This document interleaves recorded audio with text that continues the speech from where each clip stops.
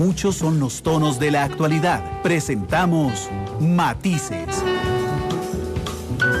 Una producción de Noticias Monumental.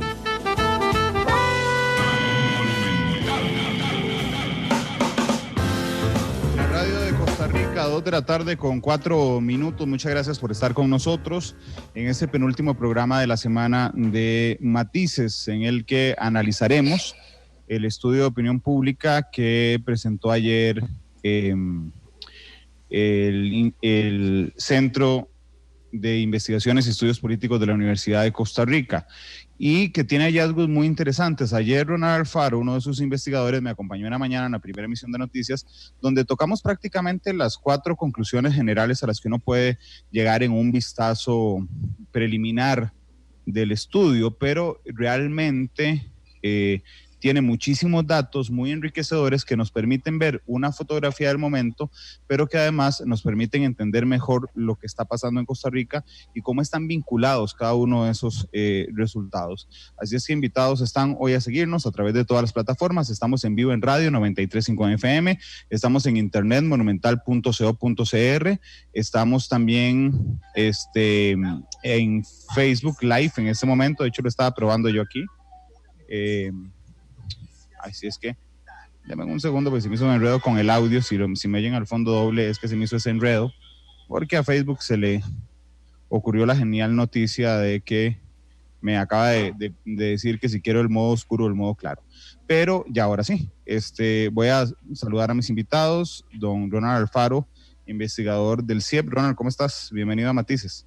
Hola, buenas tardes, Randall. Sí, un gusto acompañarles. Saludos a la audiencia también.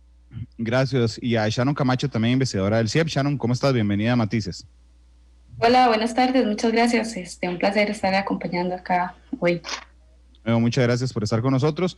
Gracias a la gente que nos reporta sintonía, a Carlos Murillo, a Alberto Smith, a Álvaro Agüero, a Carlos Murillo, que dice que está muy interesado en el Matices de hoy, a Miguel Gamboa. Y les recuerdo también que pueden comunicarse con nosotros al 899-35935 a través del WhatsApp. Bueno, yo quería pedirles por favor que empezaran explicándonos la metodología,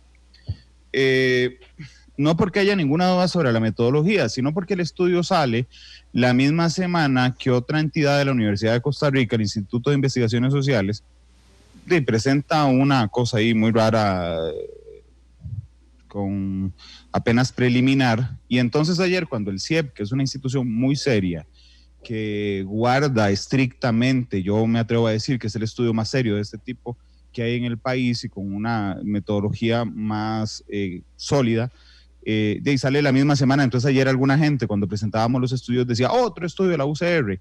Así es que les iba a pedir por favor, Ronald y Sharon, que nos explicaran la metodología de cómo se elabora este estudio para que sea representativo. Sí, Randall, gracias también por la oportunidad de poder referirnos digamos, con mayor profundidad y describir cómo hacemos nuestros estudios de opinión. Esto es algo que venimos realizando desde el año 2013. Ya tenemos, digamos, andamos cerca de la década. Nuestro estudio es un estudio nacional, es una encuesta, digamos, en el que utilizamos una muestra representativa de la población costarricense. Una de las grandes ventajas que tiene Costa Rica frente a otros países en el mundo es que al ser un país pequeño, el sistema de telefonía celular tiene una muy amplia cobertura, ¿verdad? En Costa Rica el servicio de telefonía celular es muy accesible, ¿verdad? Y eso nos da una gran ventaja porque nos permite hacer mediante llamadas telefónicas encuestas usando llamadas a teléfonos celulares y pues nos permite, digamos, brincarnos algunas barreras que de otra forma serían muy difíciles de poder acceder, ¿verdad? Por ejemplo, gente que vive en edificios donde no se puede ingresar, digamos, en los encuestadores, en condominios, en lugares cerrados, en fin. Incluso tenemos la posibilidad pues de contactar a personas en sus hogares, en sus trabajos, ¿verdad? Digamos en su vida cotidiana. Entonces es un estudio, es una muestra representativa que refleja muy bien la distribución de la población en Costa Rica. Estamos hablando de 877 encuestas en total, digamos más o menos un 3 puntos porcentuales de margen de error, un nivel de confianza del 95%, es decir, cumplimos con todos los estándares razonables para, digamos, poder hacer afirmaciones que puedan ser generalizables a la población costarricense que tiene teléfono celular, que es casi el 98% de la gente en Costa Rica. Sí, de hecho, discúlpenme si es muy básico para ustedes, estoy seguro que así lo será, pero les agradezco que nos ilustren respecto a este tema. Y es la diferencia respecto a los instrumentos de medición y como en este caso, digamos, de una investigación cuantitativa. Está de moda, por supuesto, las redes sociales, y en las redes sociales se permite hacer encuestas, pero resulta que a mí me gusta explicarle a la gente que esas encuestas donde decimos, bueno, ¿por quién vota? Abrimos el número la línea telefónica, o decimos, ponemos varias opciones sondeos, en Facebook, en Twitter, exactamente, ahí son sondeos y no encuestas.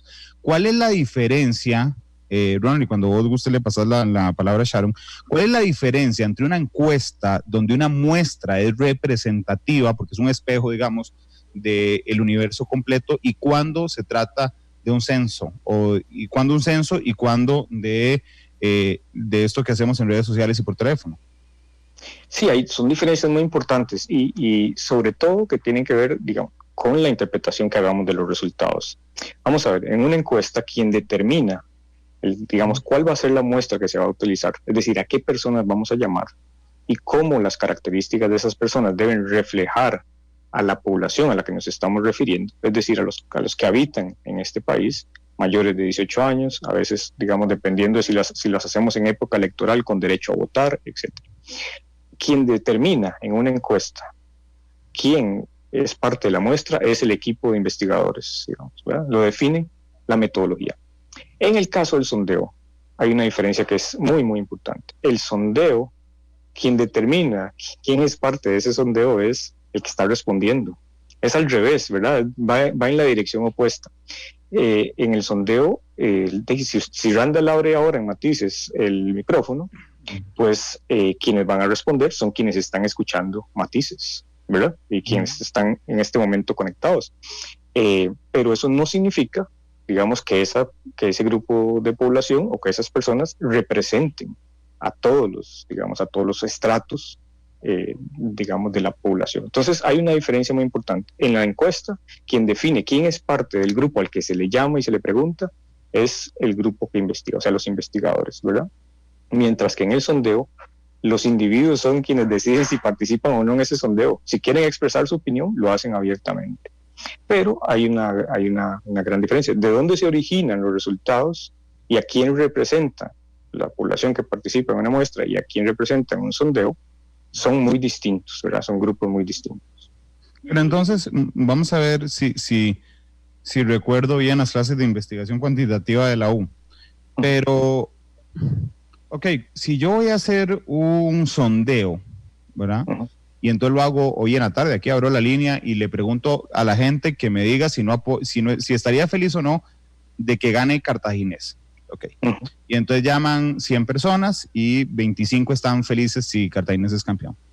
Entonces, ellos son los que decidieron llamar, ¿verdad? Correcto. Ese es uno de los temas. Y el otro, cuando yo digo que el 25% se pone feliz y Cartago es campeón, entonces no puedo decir que el 25% de la población, tengo que decir estrictamente que el 25% de los oyentes de Matices hoy que tienen acceso a teléfono celular o fijo y que además tenían tiempo de llamar y tenían la voluntad de llamar, están felices de que Cartaginés quede campeón. Sí, tiene que ver con la generalización, ¿verdad? ¿Cómo hacemos para generalizar esos resultados? Cuando yo hago un censo, que fue la otra palabra que escogí, entonces yo salgo a la calle a preguntarle a todas las personas, si se ponen felices o no, si Cartaginés gana. Que claro, por supuesto es un proceso muy difícil. En una encuesta, yo digo, bueno, vamos a ver cuánta población hay en Costa Rica entre los 18 y los 65 años. Y establezco cuántos son. Pero además veo sus características, ¿verdad? Ustedes no, si me equivoco, sí, claro, me corrigen con todas las... Sí, con todo. Muy importante las edades, es muy importante. Bueno, Sharon puede comentarlo, porque digamos es quien además supervisa en nuestro equipo el trabajo de campo. Entonces, claro, ella puede. Ya te doy la palabra, Sharon, nada más, pero uno establece, digamos, cuánta gente hay, ¿verdad? O sea, cuánta gente hay entre 18 y 65, cuánta gente de eso es hombre, cuántas son mujeres, cómo está dividido en grupos de edad entre 18 y 45, cuáles viven en área urbana y cuáles viven en área rural.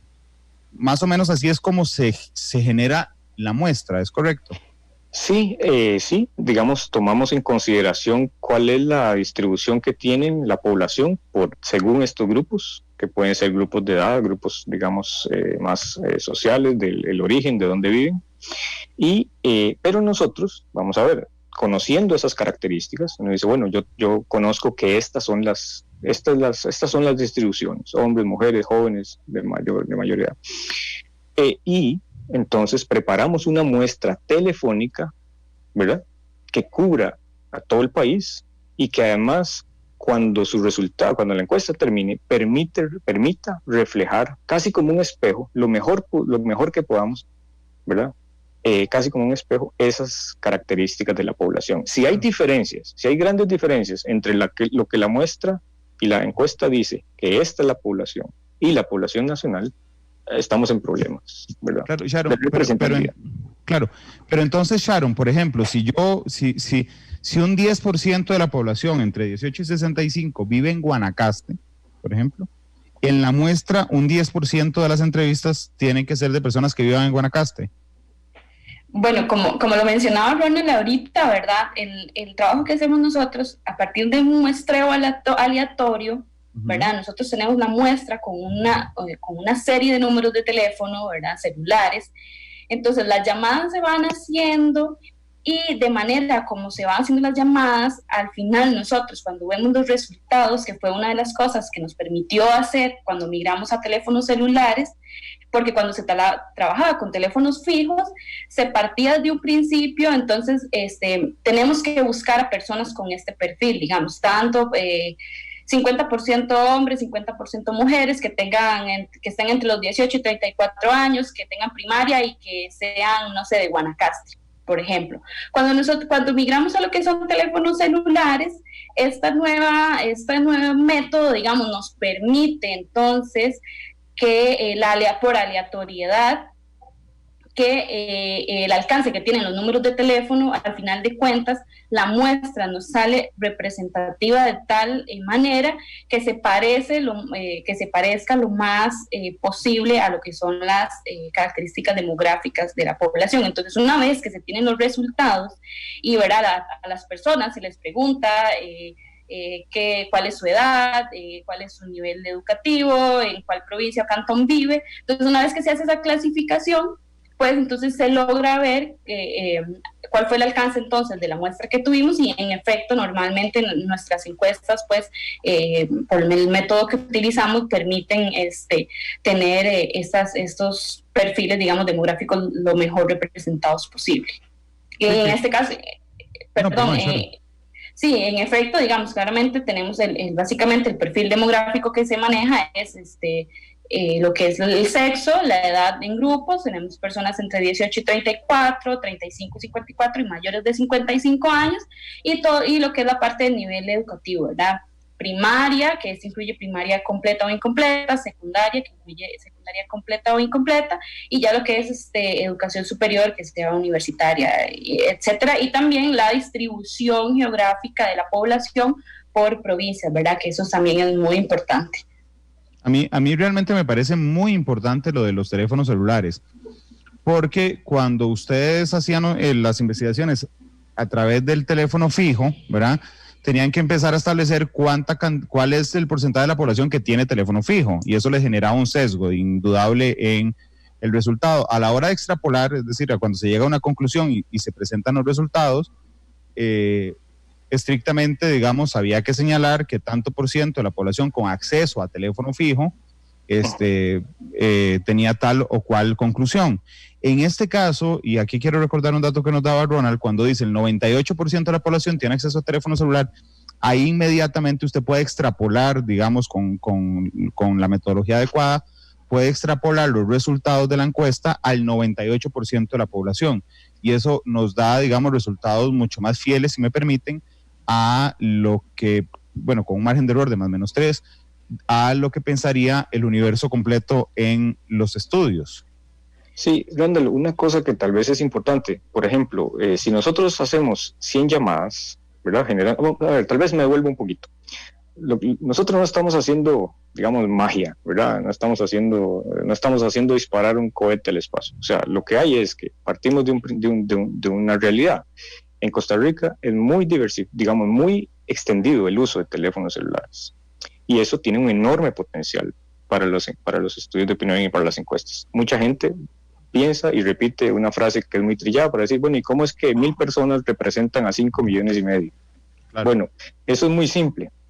Si hacemos 100 llamadas con un servicio de telefonía celular como la costarricense, que lo ha logrado penetrar a todo el territorio, ¿verdad? Con muy pocas excepciones. Entonces, de esas 100 llamadas, 30 nos van a salir de gente que vive en San José, 20 en Alajuela, más o menos 11 en Cartago, 10 en Heredia, más o menos 9 Punta Arenas, Guanacaste, Limón, 10, 11 por ahí, ¿verdad? Y eso, digamos, nos permite tener, simplemente con tomar el teléfono, usted pone a una persona a hacer 100 llamadas, va a tener esa distribución en el caso de Costa Rica. ¿Por qué? Porque por lógica así ocurre. Pero además, vea qué interesante, nuestra encuesta es representativa a nivel de provincia, ¿verdad?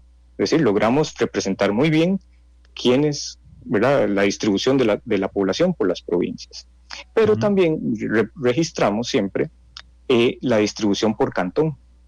Y resulta, por cantón, sí, de toda la gente que llamamos, y nos hemos dado cuenta que tenemos, en los distintos estudios que hacemos, tenemos prácticamente en todos los cantones del país. Son muy pocas las excepciones, uno por aquí, otro por allá, que son contadas en las que no tenemos llamadas. Entonces, ojo, no estoy diciendo que nuestras encuestas sean representativas por cantón, eso es muy distinto. Lo que digo es que tenemos dentro de la muestra, ¿verdad?, una distribución cantón muy, muy, muy plural, digamos.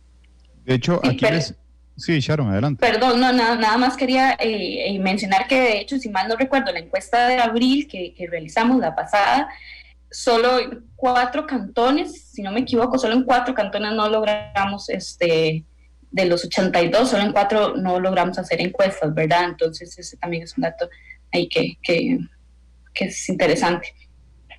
Les decía que Miguel Gamboa, y yo creo que es muy pertinente a esta altura del programa, nos pide que por favor le expliquen ustedes qué significa nivel de confianza, que es el 95%, y qué significa margen de error.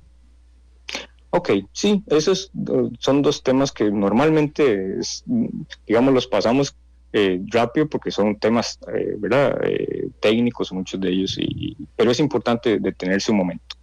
El tema del nivel de confianza es que utilizando el método que nosotros estamos utilizando para seleccionar a la muestra de personas a las que llamamos y de las cuales gentilmente de ellas obtenemos las respuestas a muchas de las preguntas, ¿verdad?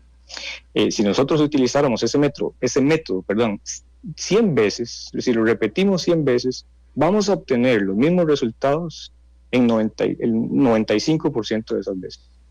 ¿Verdad? O sea, 95 de cada 100. ¿Qué ocurrirá en esos otros 5? Es probable que tengamos unos resultados un poco distintos, pero no necesariamente tan diferentes. Pero solamente utilizando, porque nosotros, como digo, no estamos haciendo magia ni nada similar. Lo que hacemos es seleccionar teléfonos no tenemos una base de datos de teléfonos, es otra cosa que es muy importante resaltar, pero sí conocemos, digamos, los bloques que están asignados a los diferentes operadores y sabemos más o menos que la distribución de Colby es casi 2 veces, digamos, o un poco más grande que los otros 2. Entonces tenemos que equilibrar todo eso, pero usando ese método, nosotros si lo repetimos 100 veces, ¿verdad?, vamos a obtener los mismos resultados independientemente del tema, 95% de las veces. Y el margen de error es porque en este tipo de estudios siempre hay factores que no están, digamos, considerados en la medición, ¿verdad? Hay elementos que, digamos, pueden estar afectando. Y entonces nuestros resultados, cuando decimos que nuestro margen de error es más o menos 3 puntos porcentuales, es porque en algunos casos es posible calcular, si decimos, por ejemplo, que el promedio de aprobación del presidente, números positivos es de un 50, perdón, números negativos es de un 50%, ese valor puede variar, ¿verdad? Por encima o por debajo de ese valor, en un rango que sabemos que ¿verdad? Se puede mover. Entre más grande sea la muestra, ¿verdad? Sobre todo 1000, 1200, 1800 que a veces hemos utilizado, ese margen de error va a ser más pequeño, o sea, vamos a poder precisar mejor ese promedio, vamos a estar muy cerca de ese promedio. Pero si la encuesta es muy pequeña, y ojo, que hay casos en donde se reportan resultados con encuestas con muestras muy pequeñas, ese margen de error es muy grande, ¿verdad? Cada vez más grande. Entonces, digo, la popularidad del presidente, ¿verdad?, va a tener un margen de variación mucho más grande, ¿verdad? Menos precisión. Entonces, encuestas más grandes, mejor precisión, ¿verdad? Nos aproximamos cada vez más a ese resultado promedio, y encuestas más pequeñas, inevitablemente, ¿verdad?, vengan de donde vengan, y sobre todo, si tienen problemas de muestra, su margen de error es mucho más grande. A mí me hizo mucha gracia la última encuesta de radios, que no la hacen ustedes, porque el margen de error era más o menos la diferencia entre el lugar 1 y el lugar 18. Entonces, bueno, por ejemplo. Y usted dice, ¿usted qué es el número? Todos éramos número 1, porque si usted asumía el margen de error, estábamos todos de número 1 o de número 18. Sí. Claro, cualquiera podía estar dentro de ese. Claro. Bueno, ese es un problema metodológico muy serio, por ejemplo. Sí, claro, que de hecho te hace desconfiar de los resultados. Y realmente es un tema muy interesante, digamos, cómo se escogen, cómo definen ustedes a quién llamar, cómo extrapolar además los resultados. Sharon, es cierto, aquí voy a pura memoria, así es que es muy probable que no sea cierto, que hay un momento donde uno alcanza, digamos, un número en la muestra que ya, aunque sigas metiendo gente, digamos, realmente el nivel de confianza no te va a aumentar de manera significativa ni el margen de error. Bueno, como decía, ¿verdad, Ronald? Aquí él es el experto en el tema, ¿verdad? Pero como él decía, si aumentamos, entre más encuestas se tengan, lo que hacemos es que vamos a disminuir este margen de error, ¿verdad? Vamos a hacer que el estudio sea más, disminuya este margen de error de manera que sea más detallado y más representativo, ¿verdad?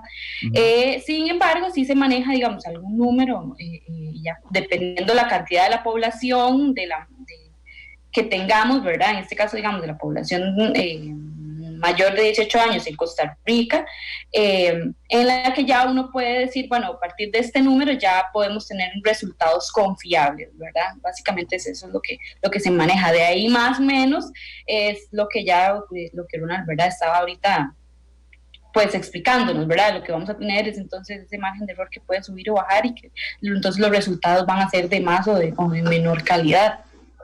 Cuando los investigadores se sientan a planear un estudio como este, ¿verdad?,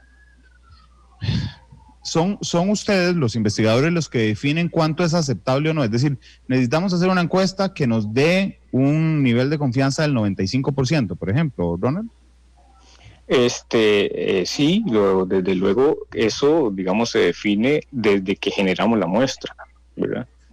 ¿Por qué? Bueno, porque al generar la muestra estamos primero tratando de reflejar a través de esa muestra las opiniones de los costarricenses, digamos, los que habitan el país. Claro, porque el número de la muestra, la cantidad de la muestra está directamente relacionada con el nivel de confianza. Está directamente relacionada. Vea, Randall, digamos, por debajo de las 750 encuestas, usted va a tener márgenes de error que andan por encima del 3.5, 3.3, 3.5, un poquito más, dependiendo de, ¿verdad? Ahora, una vez que usted alcanza las 1000 encuestas, 1200, si usted le añade más personas, si su muestra, vamos a suponer que la muestra fue seleccionada de manera correcta, apropiada, siguiendo los criterios y los estándares, los criterios científicos y los estándares que existen para esto. No es que a usted se le ocurra, yo voy a salir y hacer una encuesta de 200 personas o 300 personas. A ver, se trata que usted necesita una muestra lo suficientemente, de tamaño suficientemente razonable para que refleje a esa población. Entonces, asumiendo de que esa encuesta está bien hecha, la muestra está bien hecha, Si usted hace 1,200, cerca de las 900 incluso, llevemos de las 900 a las 1,200. Usted lo que va a reflejar es, ahora sí, las características de esa población. Si usted decide hacer más de esas encuestas, usted lo que está haciendo es, digamos, disminuyendo el nivel de imprecisión, o sea, está ganando mayor precisión, ¿verdad? Entonces, conforme aumente ese tamaño, sí, aumenta precisión. Los resultados no deberían variar mucho, ojo, pero sí la precisión, o sea, usted le va a llegar mucho mejor a ese dato. Pero ya por encima de las 1,500 encuestas, todo lo que usted haga además es prácticamente innecesario, ¿verdad? ¿Por qué? Sí, porque sería súper abundante, más bien.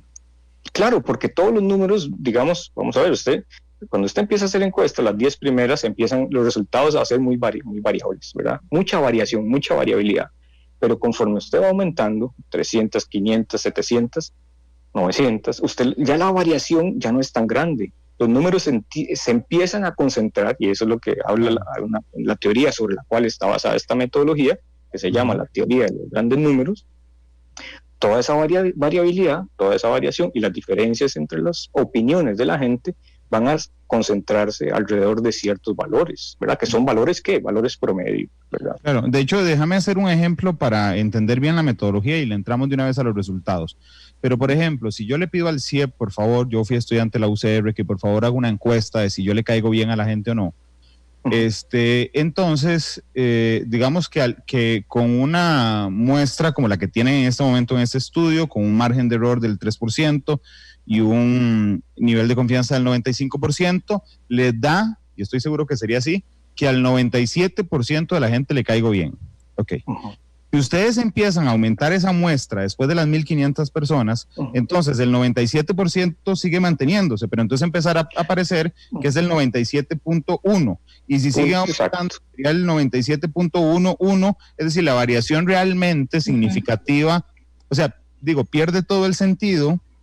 Correcto. Generar más para ir agregándole, digamos, decimales, por decirlo de una forma muy sencilla, discúlpenme, para seguir agregándole decimales cuando el gráfico que me va a dar, a lo más que le voy a poner es un decimal a cada uno de los resultados. Randall, vea qué interesante. Nosotros, por ejemplo, la encuesta empezó el 3 de agosto, ¿verdad? Los resultados del 3 de agosto, lunes 3 de agosto, los resultados que vimos ese lunes, al final del día, terminada la jornada, unas 150, si Sharon ahorita si la memoria no me falla, no me va a mentir, esas 150 son los resultados que vimos al final con casi 900 encuestas que tenemos. Entonces, digamos, el razonamiento que estoy tratando de hacer. Usted lo que va a encontrar es que si su muestra es técnicamente correcta, digamos, ¿verdad? Bien aplicada, bien seleccionada, entonces sus resultados se van a reflejar, digamos, tempranamente en la encuesta, y además se van a mantener, no van a cambiar. No significa que hagamos una encuesta de 5,000 personas, puede ser 4,000 personas, para saber si Randall Rivera le agrada a la gente, va a ser diferente a una encuesta de 1,000 personas, bien seleccionada. Usted lo que quiere es disminuir cuál es, ¿verdad?, su margen de error en ese sentido, pero no va a ganar, digamos, mayor cosa. Yo ayer, cuando ustedes dieron a conocer la encuesta, agarré para ahora sí meternos en los resultados, agarré una de las imágenes, uno de los gráficos de la encuesta, lo compartí en mis redes sociales, el de las preocupaciones de los costarricenses, y puse, quedó claro con el CIEP que el desempleo y la situación económica le preocupan más al costarricense que el COVID. Y entonces, por supuesto, porque el 3% es al que no le caigo bien, está esperando cualquier cosa para brincar, entonces el 3% sale y me dice una persona, te agarramos en la trampa, resulta que el margen de error es más menos 3%, y el resultado de la encuesta dice que el 28%, su mayor preocupación es el desempleo, y el 25% es el COVID. Entonces, con ese 3% realmente están empatados las preocupaciones. Pero yo me tenía un as bajo la manga, porque la tercera razón de preocupación es la situación económica, justamente. Cuando usted suma los dos, el 28 y el 19, si no me falla la memoria, del tercer punto, tenés un 47% de preocupación por desempleo y mi situación económica. ¿Cómo interpretan ustedes los datos que se generaron de esas preguntas en particular? Sí, hay, digamos, a ver, sobre este tema nosotros hemos venido midiéndolo, el tema del principal problema, y sabemos que son, digamos, el desempleo y el costo de vida son los dos temas que siempre están en las tres primeras puestos. Claro, pero en abril era el COVID, Ronald. En abril fue el COVID, sí, digamos, ahí lo que hay, Randall, es que, claro, estos eventos, que son eventos, estos shocks, que pueden ser un desastre natural, que puede ser una gran crisis económica, que puede ser algo, digamos, un impacto sanitario como, ¿verdad?, una crisis sanitaria de esta naturaleza. Esos eventos tienen el potencial para cambiar, digamos, la forma de percepción de la gente, cambiar las percepciones de la ciudadanía. En marzo y abril, digamos, que fue en abril que nosotros capturamos esa foto, la gente tenía dentro de su vida cotidiana, estaba muy presente el tema del COVID. Ahora, estas interpretaciones de si es el COVID o más o menos, digamos, normalmente el margen de error lo utilizamos, ¿verdad?, para decir, bueno, entre las candidaturas, ¿verdad?, algún puesto popular, etcétera, vea quién está primero y quién está segundo. Sí, nosotros lo resaltamos solo como el principal, ¿qué es lo que la gente dice como el principal problema del país? ¿Verdad? Porque así es la pregunta, ¿verdad? Eso es lo que le planteamos. Claro, no porque es lo otro es una interpretación, una interpretación, claro, de los datos que estoy viendo. Claro, y las personas, Randall Rivera y cualquier otro ciudadano o ciudadana, digamos, es libre de hacer interpretaciones, las interpretaciones que quiera con esos resultados. Nosotros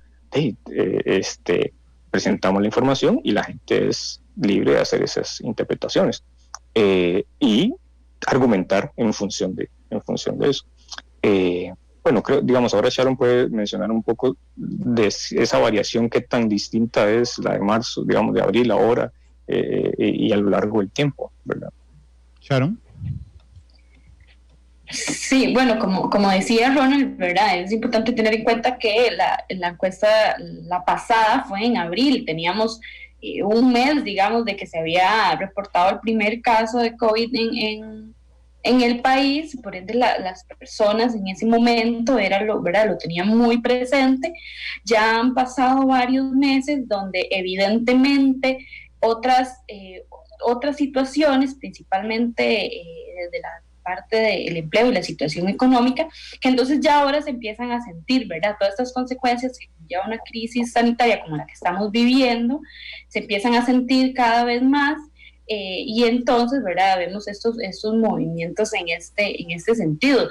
De igual manera, lo que es el desempleo y el costo de la vida se venían presentando, los venimos midiendo desde el 2018, que están dentro de los primeros 3 lugares, digamos, en lo que es lo que más le preocupa a los y las costarricenses, que se siguen manteniendo, ¿verdad?, en esos primeros porcentajes, y que ya para esta encuesta una cosa interesante que se puede ver es cómo esta preocupación es tal que temas como pobreza, corrupción o la inseguridad, que en otros años también habíamos estado teniendo en los principales o en los primeros puestos, digamos, de estas tablas, ya los vemos con porcentajes muy reducidos, de 1 o un 2%, ¿verdad?, de menciones de las personas. Entonces,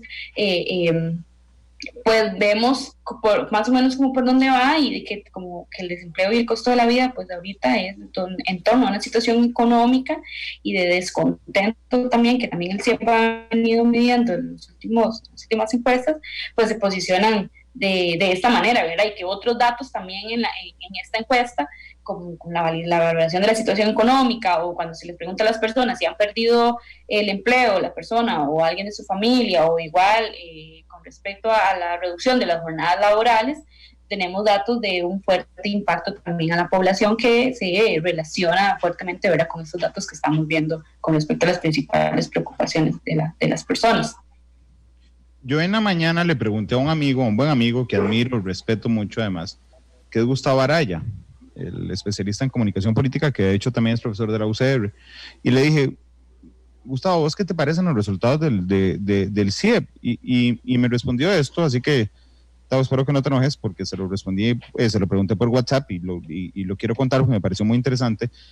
Me pone: la encuesta es muy interesante porque refleja lo que ya se preveía del fenómeno que en política se llama Rally Around the Flag, cuando pasa una situación límite, una pandemia, una guerra, una calamidad, la gente se une en torno a la identidad nacional, se exacerban los ánimos patrios, la institucionalidad, de ellos se ven beneficiados tanto el gobierno como los partidos políticos y hasta la asamblea.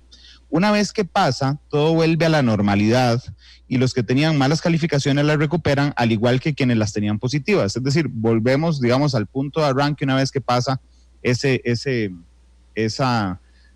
situación límite. Lo que pasa, Ronald y Sharon, es que a mí en este caso me llama la atención porque no ha pasado, es decir, no dejó de pasar. Y entonces más bien, en lugar de pensar qué pasó, o sea, que ya a la gente se le olvidó que estamos en pandemia, digamos que empezamos a ubicarlo con otras prioridades porque o nos afectó en lo personal ya, es decir, en la casa ya alguien perdió el trabajo, o hemos visto una disminución de nuestros ingresos, o nos enfermamos o falleció lamentablemente algún familiar cercano, pero digamos, ya como que se van reacomodando las cosas o entramos en algo que vamos a hablar más adelante, que ustedes no le llaman así, pero es el hartazgo, digamos, de las formas y el fondo ante una situación tan complicada. Sí, nosotros habíamos mencionado ya desde abril que el cambio que se dio en abril fue un cambio muy abrupto, ¿verdad? Es como cuando usted se monta en la montaña rusa y usted de repente está al nivel del suelo y en pocos segundos lo trepan arriba, ¿verdad? Usted está arriba y usted dice, bueno, ¿y ahora qué va a pasar? ¿Voy a seguir subiendo o voy a caer violentamente? Entonces, estos eventos que por naturaleza son muy poco predecibles, ¿verdad? Por eso se le llaman shocks, ¿verdad? O sea, son eventos que golpean fuertemente las condiciones, cambian radicalmente las circunstancias. Entonces, tienen el potencial, como dije ahora, de cambiar las opiniones de la gente. Pero también es altamente probable, porque ya eso ha ocurrido en otros momentos, que cuando se dan incrementos muy importantes, muy vertiginosos, lo que viene tarde o temprano es un retorno, una caída. A ver, ¿qué tan grande es la caída? Bueno, depende, ¿verdad? Depende. En este caso, lo que nosotros hemos planteado aquí es que lo que estamos viendo es un retorno a los niveles promedio de la administración Alvarado antes de la pandemia, ¿verdad? A ver, no es que esté por debajo de esos niveles, porque incluso no son tan desfavorables si usted lo ve en perspectiva a largo plazo. Son más bajos, claro, que los de lo que vimos en abril, por supuesto, eso no nos cabe, digamos, ninguna duda. Pero lo que hay es, como lo planteé hace un rato, lo que hay es un retorno a los niveles observados previos a la pandemia, que ya de por sí eran bajos, ¿verdad?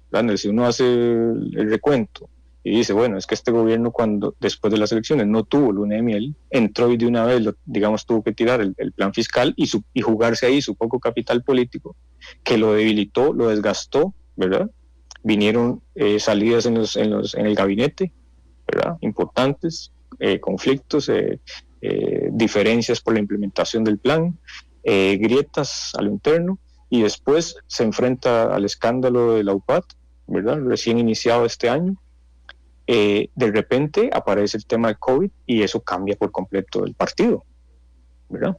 Claro. A mí, yo tengo que aceptarles que una de las cosas por las que me gustan los programas con ustedes es que, digamos, la encuesta ya la tenemos todos los que queremos tenerla, es decir, ahí tenemos los datos. Y entonces a mí sí me iría muy cansado ponerme en hora y media que ustedes me repitan los datos de lo que ya vi y de lo que ya vieron todos. Si no es una parte la construcción, pero la otra, digamos, ¿y eso qué significa? Porque hay un no sé si a ustedes les pasa, pero hay como un feeling, digamos, uno podría percibir de una manera muy subjetiva que cayó o que aumentó, digamos, la preocupación por desempleo, pero es hasta que uno ve el dato de una manera objetiva que entiende justamente esa situación. Sharon, no sé si querías agregar algo para pasar a otro de los gráficos que me pareció muy interesante.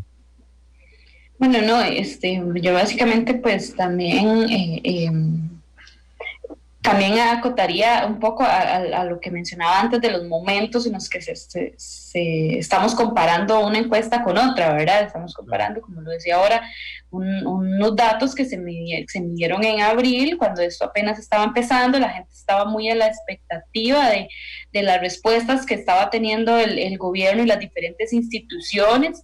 Estábamos empezando a ver también las diferentes propuestas y ¿verdad? Diferentes estrategias que se estaban empezando a discutir e implementar, ¿verdad? Entonces estaba toda la expectativa y la que tenían las personas en cuanto a estas medidas, y ya ahorita ya estamos en un escenario más en el que estamos empezando a ver un poco más el progreso y cómo estos impactos también ya nos van afectando a la mayoría de personas de una u otra manera. Entonces también es manera de explicar pues estos movimientos. Igual son como lo mencionamos en la encuesta de abril, son los aumentos que se dieron en las valoraciones de los gobiernos y de las instituciones, sucedieron así igual en otros países en América Latina, ¿verdad? Tanto positivos como lo vimos aquí en Costa Rica, como algunos en los que más bien las valoraciones fue al contrario, ¿verdad? Donde más bien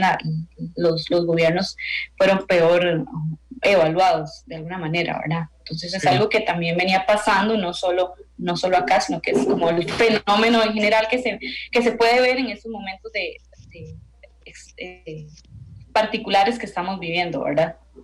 Sí, claro, de hecho, vamos a ver, ustedes miden, Ronald, hablando de lunas de miel y de shocks, miden la evaluación de la gestión del presidente, ¿verdad? Y la medición y la evaluación de la gestión del gobierno, que claramente es diferente.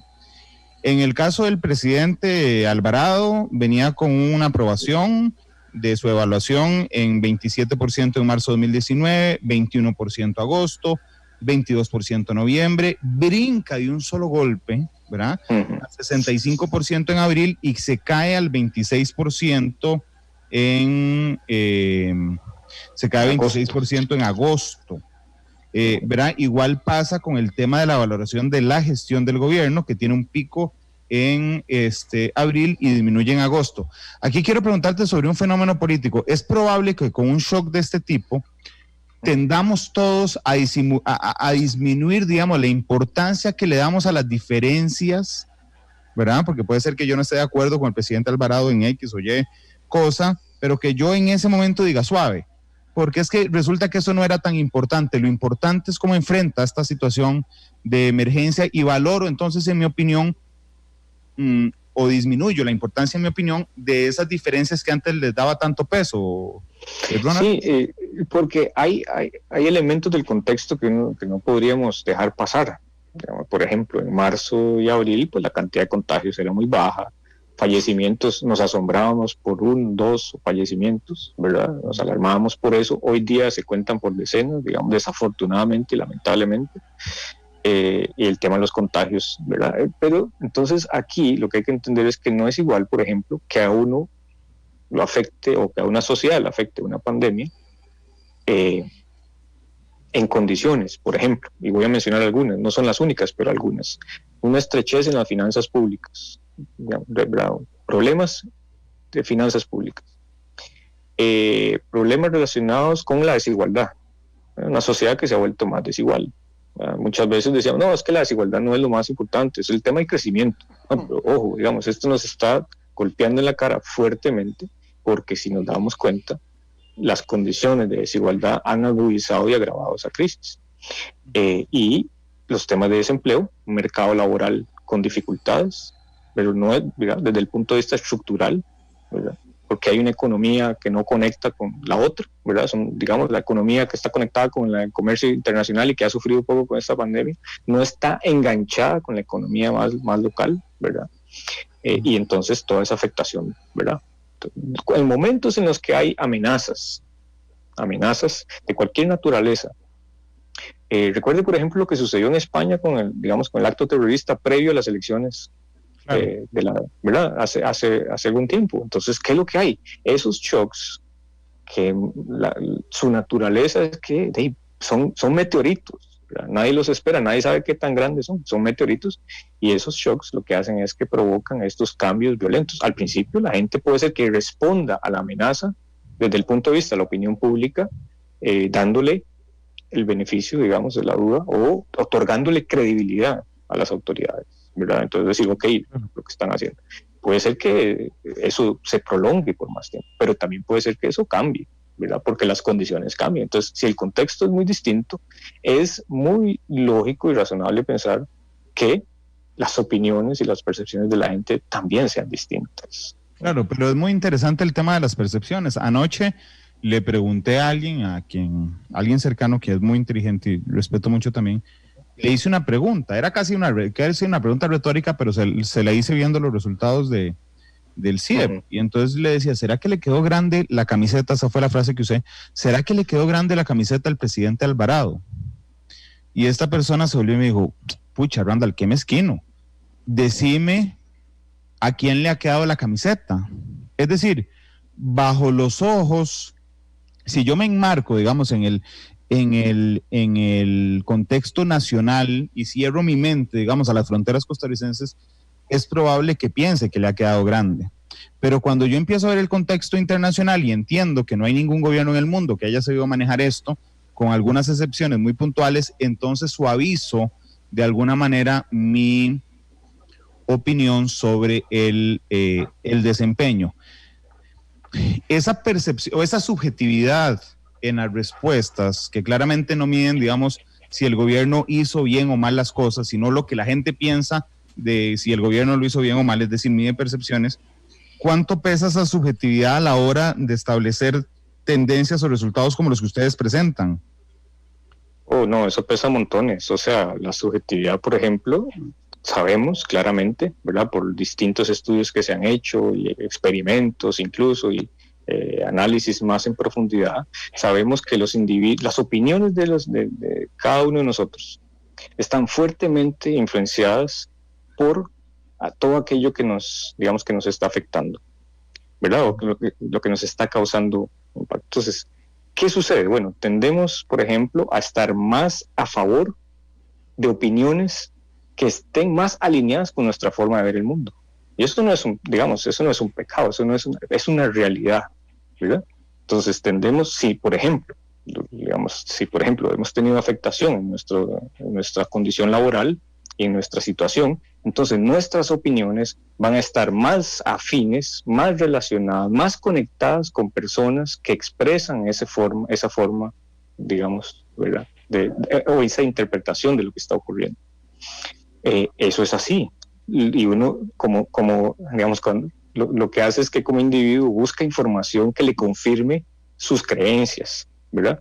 Por eso es que las encuestas muchas veces lo que hacen es derribar mitos, ¿verdad? Por ejemplo, digamos, en el caso de Costa Rica, hay negacionistas, en el caso costarricense, los datos muestran que no es así, ¿verdad? Y si los hay, es un grupo muy pequeño. Entonces, ¿qué es lo que hacen estos estudios? Confirmar algunos resultados, ¿verdad? Por ejemplo, alguien dice, bueno, ¿y qué es lo nuevo que el CIEP trae? Si es que lo que nos está diciendo es que se deterioró la imagen y que ahora es el tema de la preocupación es el desempleo. Digo, sí, claro, pero corroborarlo con datos es muy diferente a una subjetividad. Y por otro lado es que derriba creencias, ¿verdad? Digamos, estos estudios derriban creencias. En su momento, cuando nosotros preguntamos cuánta de la gente en Costa Rica se negaba a ponerse sus vacunas, nos dimos cuenta que son poquísimos, ¿verdad? 5 de cada 100 personas a lo sumo, ¿verdad? Entonces usted dice, bueno, la verdad es que no es tan así. Y lo otro es que, otra vez en los estudios de opinión no se hacen para confirmar, digamos, como resultado, sino usted lo que anda buscando es cuál es el sentir, ¿verdad? ¿Qué está opinando la gente? ¿Qué es lo que percibe? ¿Qué es lo que ve? ¿Verdad? ¿Cómo lo está viviendo y sintiendo? No se trata de como confirmar resultados de que ahora entonces el presidente va a caer o el gobierno. Ahora, una cosa, Ronald, que me parece muy importante es, vea, en Costa Rica tenemos crisis sanitaria, tenemos el tema de la crisis agudizada por el tema de la crisis económica, ¿verdad? Pero, y aquí hay una diferencia muy importante, pero todavía no se ha desencadenado una crisis política. como sí lo estamos viendo en otras partes en el mundo, ¿verdad? No se ha politizado, y esto quiero que quede, digamos, lo suficientemente claro, no se ha politizado en Costa Rica como en otros países se ha hecho el tema de la pandemia. Hoy día, en sociedades en el mundo, portar una mascarilla en un sitio público es un acto de provocación. Claro. Y eso no lo estamos observando en el país, ¿verdad? Y eso marca una gran diferencia. De hecho, este tema digamos, de que la percepción, en materia de comunicación, la percepción se vuelve realidad, ¿verdad? En materia de comunicación y también en comunicación política.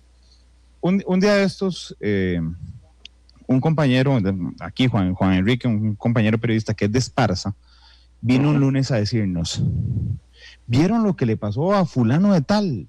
Y entonces todos nos quedamos viendo así el lunes, ¿y quién es ese? Dijo, ¿cómo no lo han visto? Todo Facebook habla de eso que pasó. Y yo le dije, ¿y a dónde pasó? En Esparza. Entonces le dije, no, suave. Es que resulta, digamos, que el algoritmo que maneja Facebook, ¿verdad? Te brinda... premia, sí. Digamos, es decir, te hace pensar que todo mundo que está alrededor tuyo que es del mismo lugar y que tiene los mismos intereses, entonces que todo el mundo está hablando de eso cuando realmente es tu muro el que está hablando de eso.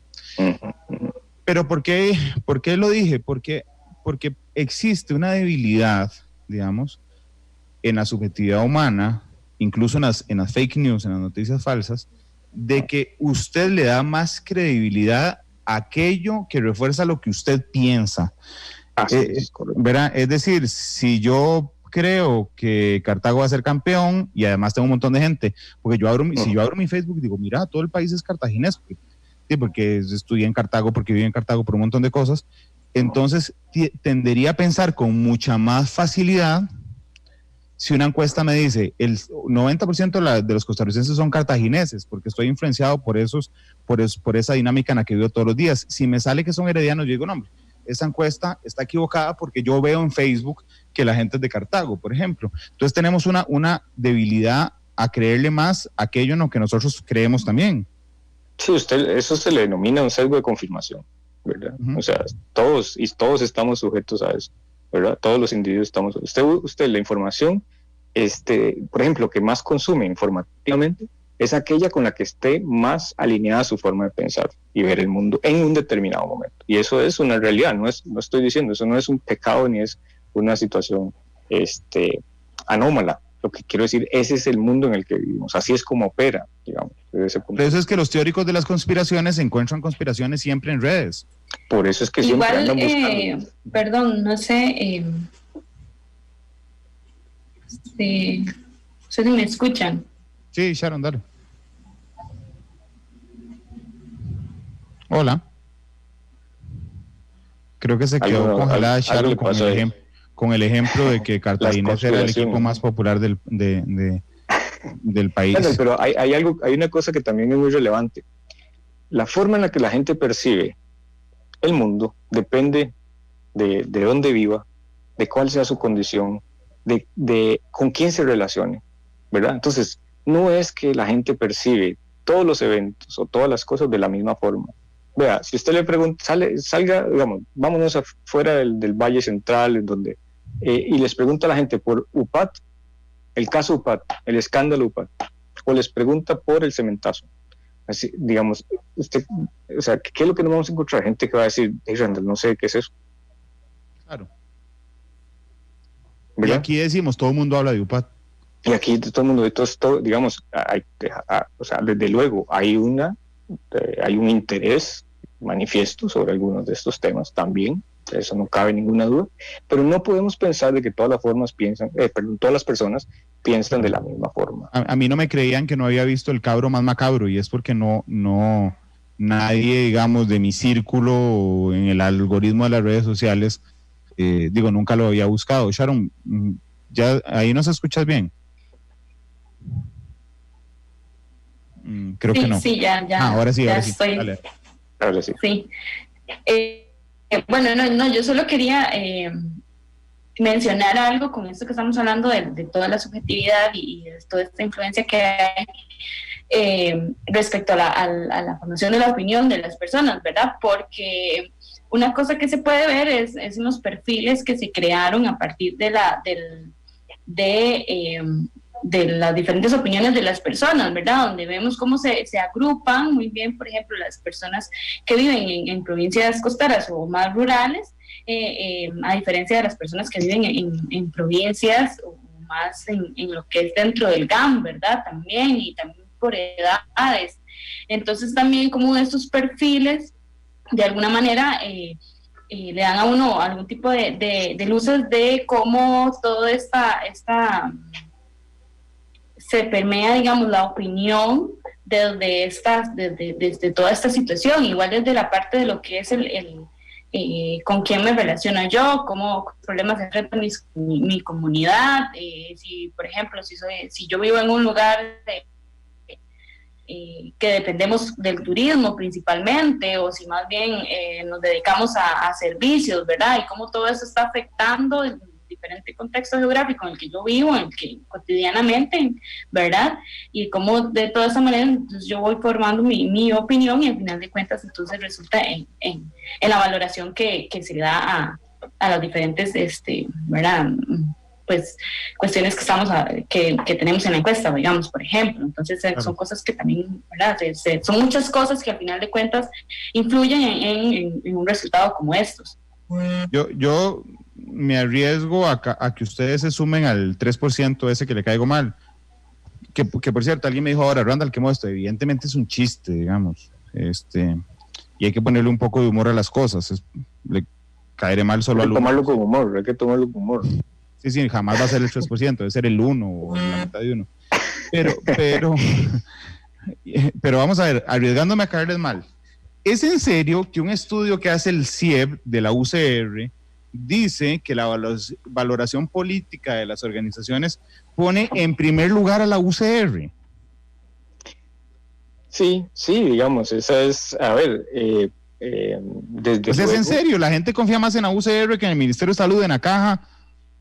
Sí, y voy a plantearle un argumento de largo plazo, digamos. Lo que pasa es que así... Perdón, y no se enojen, yo soy UCR, pero me parece increíble. No, Randall, y esto es bien interesante porque incluso nosotros hemos medido esto de diferentes formas, tratando de evadir, digamos, el sesgo que podría introducir, claro, el hecho de que cuando se dice, le llamamos desde el Centro de Investigación de Estudios Políticos de la Universidad de Costa Rica, y la gente gentilmente nos da el espacio para que hablemos con ellos. A veces nos dice, en este momento no le puedo atender, le llamo después, perfecto, no hay ningún problema. Pero lo que quiero decirles es, hemos medido esto desde diferentes formas. Y tenemos muy claro de que independientemente de si usted diga si es de la U o no, hay instituciones que históricamente, tradicionalmente, o por lo menos desde que nosotros lo medimos, han estado en el top, digamos, de esa lista.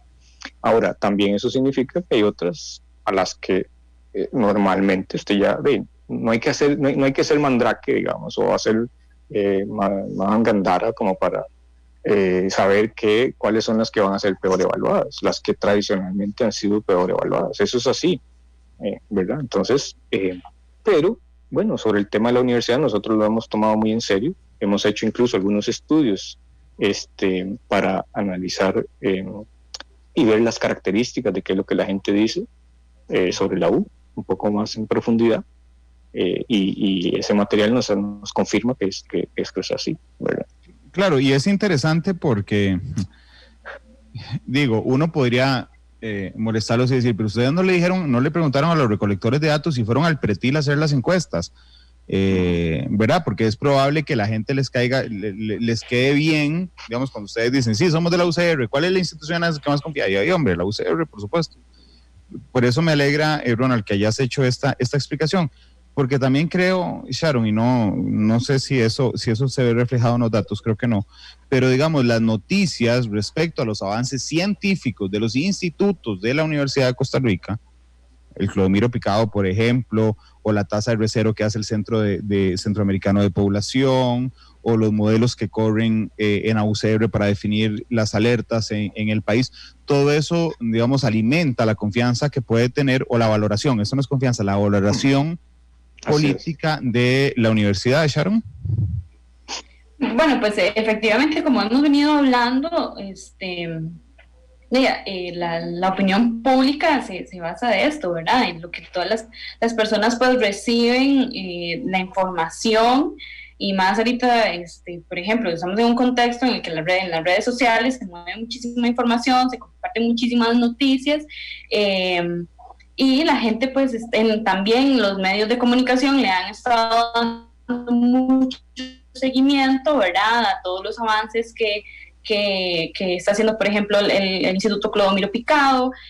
También se consultan muchos expertos de la universidad, de los diferentes centros de investigación, etcétera, ¿verdad? Y entonces, pues de alguna manera, todo esto tiene que influir, ¿verdad?, también en la percepción del trabajo que están haciendo, que está haciendo la universidad, ¿verdad?, evidentemente, que es la única que de abril a agosto pues mantiene la nota, ¿verdad? Una nota de las personas da una nota de 0 a 10, que mantiene su nota en un 8.6, ¿verdad? Junto con lo que es el Ministerio de Salud y la Caja Costarricense del Seguro Social, que son las tres instituciones que se mantienen con mayor puntaje, y que también pues lo que podemos ver es que son tres instituciones que han tenido una importancia bastante fuerte en lo que es el manejo y la gestión de la crisis sanitaria, ¿verdad? El Ministerio de Salud y la Caja, y pues los aportes que ha hecho la universidad desde lo que es el Clodomiro y los diferentes centros de investigación. Claro, son los que más exposición tienen. Lo que pasa es que entiendo que para explicar por qué necesitamos un análisis cualitativo además respecto a estos datos. Tal vez ahí nada más dejando al decir una cosa, creo que digamos la Universidad de Costa Rica está pronta a cumplir su 80 aniversario, ¿verdad? Han sido 80 años, digamos, en los que desde luego ha tenido un impacto muy grande en la sociedad costarricense, ha democratizado el acceso a la educación superior, junto con el resto de universidades públicas, que han hecho un esfuerzo muy importante, digamos, para que la universidad y los beneficios, digamos, de la universidad permitan movilidad social, progreso, innovación, investigación.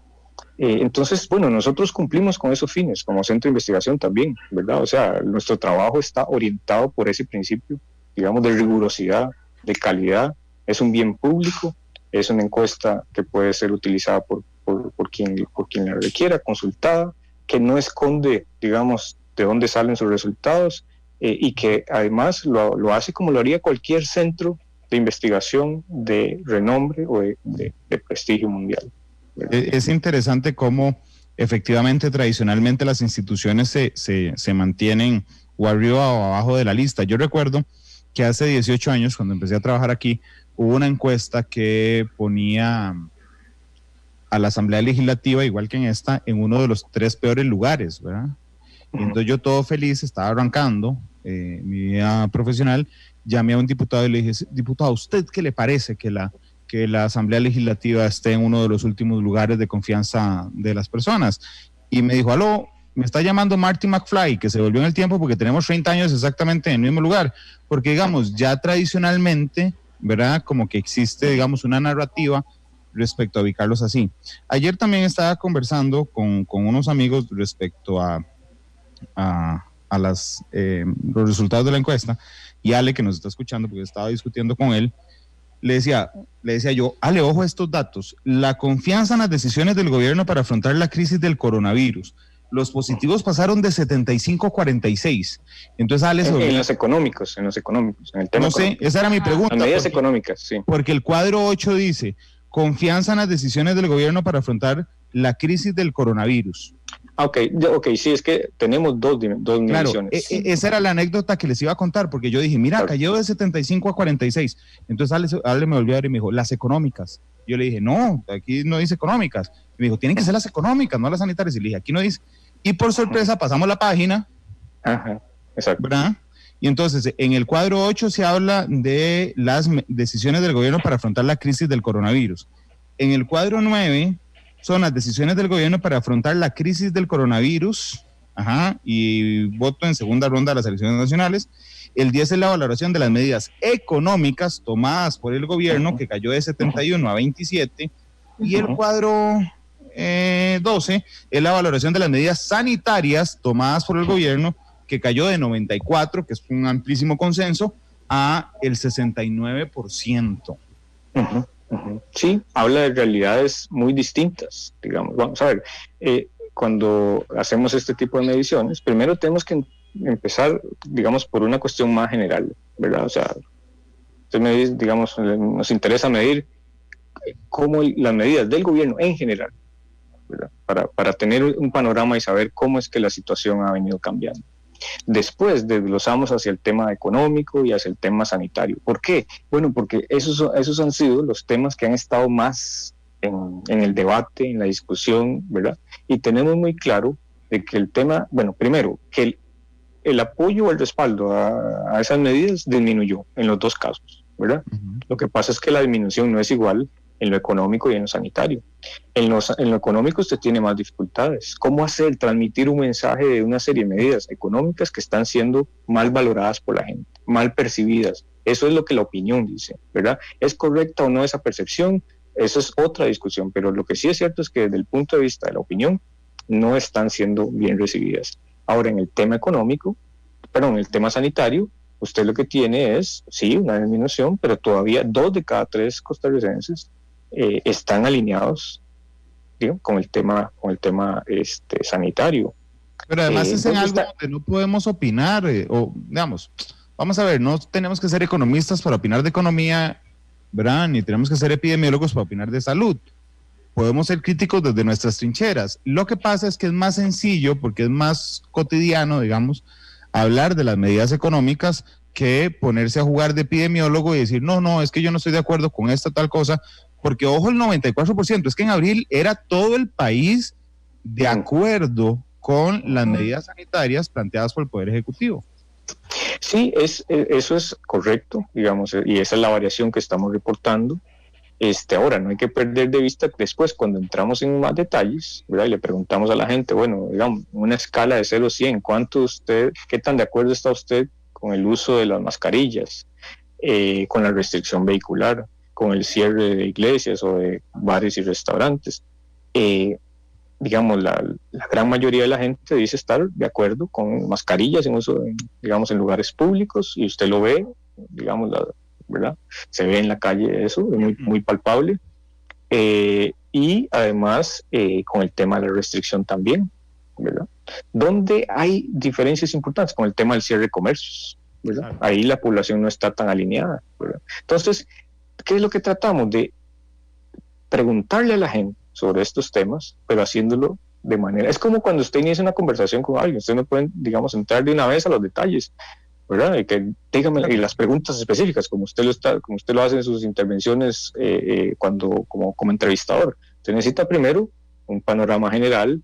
Ok, ahora dígame si el tema de lo económico, si el tema de lo sanitario, cómo lo ve, y después puede entrar en los detalles, ¿verdad? Pero entonces, es un poco lo que hacemos acá. Esto, Ronald, nos permite, y Sharon, nos permite hacer un análisis así. Ok, cayó la valoración de la gente en las medidas sanitarias, eso es un hecho, ¿verdad?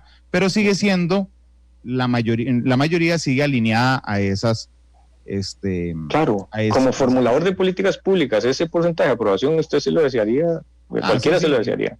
Indudablemente, pero cuando empiezo a meterme en el detalle y digo, de esas medidas sanitarias, ¿cuáles son las que me lo tiraron para abajo y cuáles las que se mantiene? Entonces el cierre de comercios es una, digamos, que ha ido perdiendo, que le ha ido dejando de parecer bien a la gente. Así es. Ok, sí, la digamos restricción que un poquito. Con la restricción un poco, pero todavía la gente dice no. O el tema de que si es bueno que las familias hagan fiestas, por ejemplo, digamos, ¿verdad?, que se realicen fiestas privadas con familiares y amigos. Eso se sigue reprobando fuertemente. En el tema económico, cuando ustedes preguntaron en abril, estaba proteger. Cuando preguntan ahora, estamos en el último mes de proteger. Cuando pregunten en 3 meses, ya no vamos a estar en nada. Bueno, el riesgo es que la situación económica siga empeorándose, ¿verdad? Y ojo, porque ahí, digamos, tenemos desafíos importantes, ¿verdad? Y dificultades, digamos. Algunas de ellas que se han venido arrastrando por mucho tiempo. Yo ahora mencioné varios de ellos: el tema de la desigualdad, el tema de las finanzas públicas, el tema de el mercado laboral, ¿verdad? Pero bueno, ese cóctel puede ser muy arriesgado. Sí, Sharon, ¿querías agregar algo respecto a este tema? Sí, yo, tal vez aquí, por ejemplo, un dato, y nosotros preguntamos sobre qué tanto las personas están dispuestas a seguir las órdenes del gobierno, ¿verdad? Y lo que encontramos es que hay un porcentaje bastante importante, un 85% de las personas que dicen preferir seguir las órdenes del gobierno, ¿verdad? En contraposición con un solo 4% que dice que no lo desea, igual con el 95% que también dice que prefiere seguir lo que son las instrucciones sanitarias, ¿verdad? Y si esto lo comparamos con lo que es el nivel de aceptación de 94 puntos de las personas con el uso de una mascarilla, por ejemplo, en lugares públicos, son cosas que son tal vez más fáciles para las personas acceder a una mascarilla, ¿verdad? Sabemos que tal vez no es la situación para todas las personas, pero que están de un nivel, son más accesibles, digamos, y también las personas, lo que vemos es que están muy conscientes de la importancia de tomar estas medidas para proteger la salud de ellas mismas y de sus familias y las demás personas. En contraposición, por ejemplo, con el funcionamiento de un comercio, si vemos el porcentaje de desempleo que reportó el INEGI, que estamos a un 24% de desempleo también, ya son cosas que nos empiezan a tocar de otras maneras, ¿verdad? Entonces, que ya es claramente la evaluación de estas medidas, ¿verdad? Se empiezan son tomadas, son percibidas de manera diferente por la persona. Tal vez lo de las medidas sanitarias, las personas no se ponen no es mucho como de la parte epidemiológica, ¿verdad? O tan técnica, sino más de estas situaciones que son más accesibles y más cercanas a cómo yo puedo manejar esta situación, esta crisis sanitaria. Sí, indudablemente. Yo no creo que la gente en la práctica normal se pongan a tarde a hablar con el vecino a 1.8 metros diciendo, mira, ¿vos te parece que la tasa R0 esté oscilando en 1.1 y que eso refleje, digamos, sino que son temas más cotidianos, ¿verdad? Y más cercanos de decir, mira, aquí casi no hay casos, estamos en alerta naranja, o estamos diciendo, mira, me cerraron el negocio. Eso son cosas que nos afectan directamente. Yo estoy convencido de que yo soy mucho más pesimista que el promedio de los costarricenses, porque cuando vi el cuadro respecto a la confianza en las instituciones, yo sigo viendo desde mi óptica una caída en la confianza en las instituciones. ¿Verdad? Y entonces alguien me hacía la observación y me decía, hey Randall, pero es que estás viendo una caída, pero estamos en el segundo lugar más alto de los últimos 10 años o 20 años, entonces sigue siendo un logro tener 65 puntos de confianza en las instituciones. ¿Cómo lo ven ustedes? Sí, Randall, ahora yo planteaba el tema de que uno de los peores escenarios, digamos, en esta coyuntura y en estos tiempos tan extraordinarios, es que usted tenga al mismo tiempo la crisis sanitaria, una fuerte afectación, un fuerte impacto, agraviado agudizado por el tema económico, ¿verdad? Y que además de eso usted se le junta el tema político, la crisis política. O sea, usted tiene la combinación perfecta para la inestabilidad, el caos, destrucción, ¿verdad? Eso es, ¿verdad? La destrucción de una sociedad. Pero en el caso costarricense, digamos, la democracia primero demuestra varias cosas comprueba varias cosas con esta medición. Primero, que esa opinión de la gente en la democracia no depende de lo que le pase al gobierno, ¿verdad? Tan directamente. O sea, si la opinión y la popularidad del gobierno se cae, la democracia sigue resistiendo. Ojo, y esto no es poca cosa. Y eso por un lado, que es distinto, la gente valora distinto, evalúa y juzga distinto a los gobiernos y al tema de la democracia. Sí. Y lo segundo es que usted tiene ahí un mecanismo que le permite resolver las diferencias, las discrepancias, que son normales y muy, que son consustanciales de una democracia, digamos, madura, sólida y demás. O sea, entonces, sí hay una reducción, pero estamos todavía en niveles mayores a los que reportamos previo a la pandemia. Entonces, usted dice, bueno, es que todavía la pandemia no ha tocado, no ha impactado de muerte, ¿verdad?, a la democracia costarricense, ¿verdad? Claro, es una democracia que resiste. Claro, porque además uno encuentra, por ejemplo, opiniones desde el hígado completo en redes sociales. Pero, Claro. digamos, si usted cree que el gobierno del PAC es malo, entonces usted dice, el PAC nunca más, en las próximas elecciones los vapulearemos. Pero yo no he encontrado a nadie que diga demos un golpe de Estado. Entonces, Bueno, por aunque ejemplo, usted no esté de acuerdo con la gestión del gobierno, sigue pensando en las salidas institucionales así y es. democráticas para acceder al poder, y eso efectivamente no es poca cosa. Pero dentro de todo, a mí me parece uno de los índices en el que tenemos que tener más cuidado y vigilar que no se nos empiece, que no sea una tendencia a la caída, porque Correcto. efectivamente si no hay empleo, la gente se muere de hambre. Ujú, así Si no hay buenas medidas sanitarias, la gente se muere de COVID. es. Ujú. Usted podrá decirme, bueno, si bajamos la confianza a la democracia, nadie se muere. Claro que se muere, porque es el caldo de cultivo, ¿verdad? La caída al respeto y a la confianza en la democracia es el caldo de cultivo para un populista de cualquier signo político que nos va a generar a mediano plazo una crisis más grande, un desempleo más grande, más problemas de salud y finalmente más muertes. El problema con esto es que la gente tenga la tentación, los grupos Claro. organizados y actores políticos tengan la tentación de buscar las salidas fáciles, ¿verdad? Que son, bueno, las salidas tentadoras, ¿verdad? Vean, hay sociedades en este momento en donde los gobernantes han estado, tienen una hambre, digamos, de poder, que están dispuestos a hacer cualquier cosa para satisfacer ese deseo y ese anhelo, ¿verdad? Y eso es muy peligroso, porque ¿qué pasa? O sea, si los presidentes o digamos las autoridades quieren poderes ilimitados y restrictos en una época de tiempos extraordinarios, la pregunta no es qué les vamos a dar, no, la pregunta es cuándo van a devolver esos poderes, ¿verdad? Claro. Ese es el problema y el gran riesgo, que exista una tentación muy grande a querer, ¿verdad? A esa ambición de tener más poder para decir, bueno, denme los poderes y yo, ¿verdad?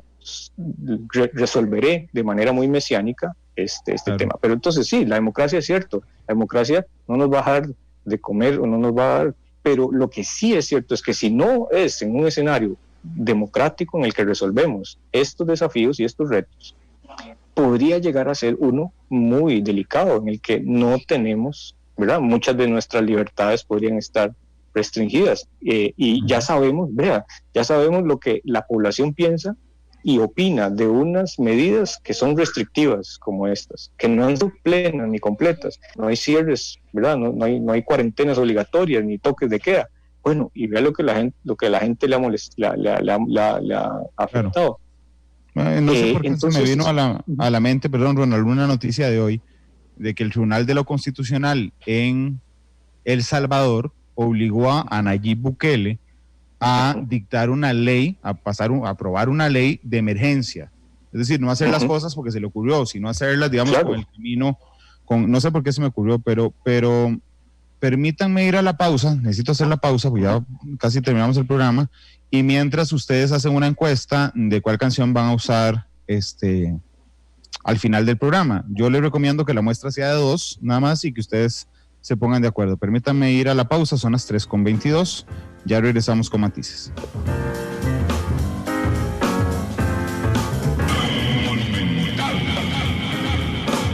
Analizamos los tonos de la actualidad, exploramos sus contrastes, matices. Realmente ha sido un programa muy interesante. Sharon, muchas gracias. Muchas gracias, un placer haberles acompañado y muchas gracias también a todas las personas que están escuchando. Gracias, y a Ronald también, muchas gracias, Ronald. Gracias, Randall, también ha sido un placer. Saludos a toda la audiencia y pues esperamos conversar pronto también.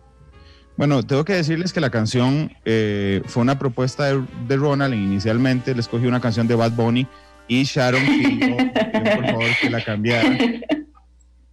Mentira. Creo que eso en las redes no creo que tenga mucha acogida, ¿no? ¿Vos crees? Porque es el mejor compositor del año, pero bueno. Sí, contanos cuál canción escogiste, Ronald. Bueno, se llama Winds of Change, ¿verdad? La famosa banda Scorpion. Vientos de que además, sí, exacto, Vientos de Cambio, que está muy relacionado con lo que estamos viviendo, ¿verdad? A todos nos ha golpeado de una u otra manera esta situación y nos sigue golpeando. A unos, sin duda, solidarizarnos con aquellos que han perdido familiares, el tema también de los empleos, su actividad profesional y demás. Pero bueno, tenemos que ver el futuro con optimismo, pero sobre todo ponernos a construirlo. Muchas gracias a los dos por estar conmigo en Matices. Mañana Matices es a la 1:30 de la tarde, tiene horario especial porque hay fútbol nacional. Mañana me acompañará Melania Brenes, la viceministra académica del MEP, hablando sobre todo el protocolo de regreso, cómo se va a evaluar, y ahora que ha aparecido el MISC, que es este síndrome que afecta a menores de edad en Costa Rica, yo realmente veo mucho más lejos la posibilidad de regresar a clases, y sé que el MEP debería estar listo ya para afrontar en caso de que no puedan regresar a clases presenciales. Scorpion, despide Matices. Chao, muchas gracias.